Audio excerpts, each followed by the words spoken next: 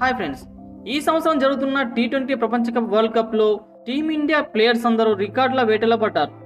అదే తరహాలో team India star allrounder Hardik Pandya 17 ఏళ్ల నాటి రికార్డు బద్దలు కొట్టి చరిత్ర సృష్టించాడు.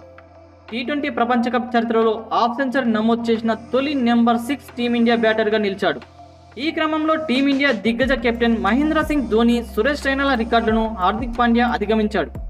టీ20 ప్రపంచ కప్ 2024లో భాగంగా బంగ్లాదేశ్తో శనివారం జరిగిన సూపర్ 8 మ్యాచ్లో హార్దిక్ పాండ్యా 27 బంతుల్లో హాఫ్ సెంచరీ సాధించాడు. ఈ అజేయ హాఫ్ సెంచరీతో టీ20 ప్రపంచ కప్ చరిత్రలోనే హాఫ్ సెంచరీ నమోదు చేసిన తొలి నెంబర్ 6 బ్యాటర్గా హార్దిక్ పాండ్యా అరుదైన ఘనతను అందుకున్నాడు.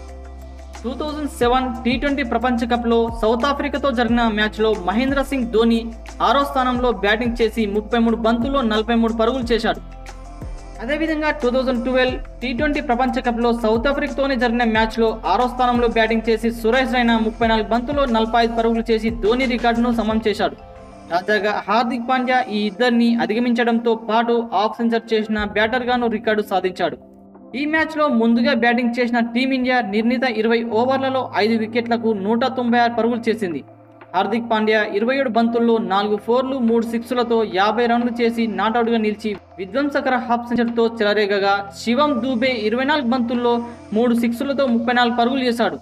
విరాట్ కోహ్లీ 24 బంతుల్లో 1 ఫోర్ 3 సిక్స్లతో 37 పరుగులు చేయగా, రిషబ్ పంత్ 24 బంతుల్లో 4 ఫోర్లు 2 సిక్స్లతో 36 పరుగులు చేసి మెరుపులు మెరిపించారు.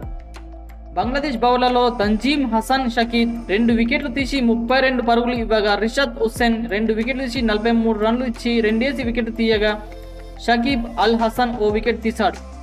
రిషబ్ పంత్ అవుట్ అయిన అనంతరం క్రీజులోకి వచ్చిన హార్దిక్ పాండ్యా శివం దూబేతో కలిసి 5 వికెట్లు 53 పరుగులు జోడించాడు. అక్షర్ పటేల్తో కలిసి 6వ వికెట్కు అజేయంగా 33 పరుగులు భాగస్వామ్యం అందించాడు.